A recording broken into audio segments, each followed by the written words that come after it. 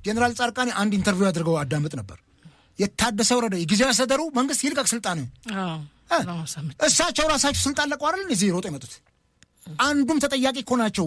ህግ ቢኖር ፍትህ ቢኖር ኢትዮጵያ ውስጥ አንዱም ተጠያቂዎች እኮ ነጌታቸው ጻድቃን ነበሩ። አብረው ከ600,000 በላይ ልጆች እንዳለቁ ታውቂያለሽ። በዚህ ጦርነት የዓለም አቀፍ ገለልተኛ አካላት የሚል ከግማሽ ሚሊዮን በላይ ሰው ገበረች። በዚህ ደረጃ ደግሞ ዛሬ እከሌ ስልጣን ልቀቅ እከሌ ያው ነው። ጉልቻ ቢቀያየር ወጥ አያጣፍጥም። ያው ናቸው፣ ደሴም ናቸው። እሳቸውም እኮ ምክትል ሆነው የክልሉ ጌታቸውም ዋና ሆነ እኮ አይተውታል። የት ድረስ ፈቀቃሉ? ለምን ያን ያላሸነፏቸውም? እዛ ለምን ተሸንፈው ወጡ እነሱ? ይሄንን እዚህ ደግሞ መቱ መሀል አዲስ አበባ ላይ አሁን ደግሞ ፌደራል መንግስት ስልጣን ሆኖና በፕሪቶሪያ ስምምነት እንትን ይቀይር። ይሄ ደግሞ ሌላ ቀውስ ያስከትላል።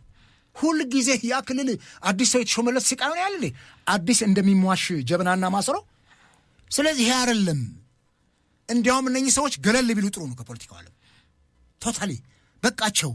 17 ዓመት በረሃ ነበሩ። በህወሓት ጦርነት የሰሩት ወንጀል በጣም ብዙ ነው።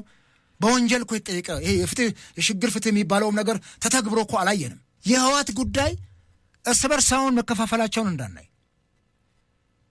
ይሄ አሁንም እርስ በርስ ተከፋፈሉ ብለን እንደው ጅብ በቀደደው ውሻ በቀደደው ጅብ ይገባል የሚለው እንትን ይሄ ፖለቲካ አያስኬድም። የጠላት ወዳጄ ነው የሚለው ነገር አያስኬድም። ከህወሓት ጋር ተጣልተው የወጡ የትግራይ ሊቆች አሉ። ኮንሰርናቸውን አንደርስታንድ አደርጋለሁ። but be careful what you are digging። ለትግራይ ህዝብ ላይ በጣም መጥፎ የሆነ ነገር ሊያመጡ ይችላሉ። ከህወሓት ጋር የሚደረግ ትግል I'm fine። ህወሓትን በመታገል ነው ትርሴን የነቀልኩት። ነገር ግን አብይ ሌላ ጦርነት ከትግራይ ጋር እንዲገባ የሚገፋ ነገር ትግራይን የባሰ የሚያደቁስ ኢትዮጵያን የባሰ የሚያፈርስ መሆኑን አውቀው መጠንቀቅ አለባቸው። በተመሳሳይ ሁኔታ በኦሮሞ ውስጥ ሆነ በአማራ ውስጥ ያሉ ኤሊቶች አሁን እያወራን ያለነው ስለ ዲሞክራሲ ቅንጦት አይደለም።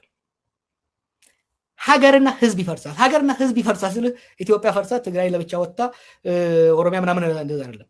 እንደ ማሰሮ ነው የምንከሰከሰው። ይሄን ለማምጣት እየሰሩ ያሉ ኃይሎች ደግሞ በጣም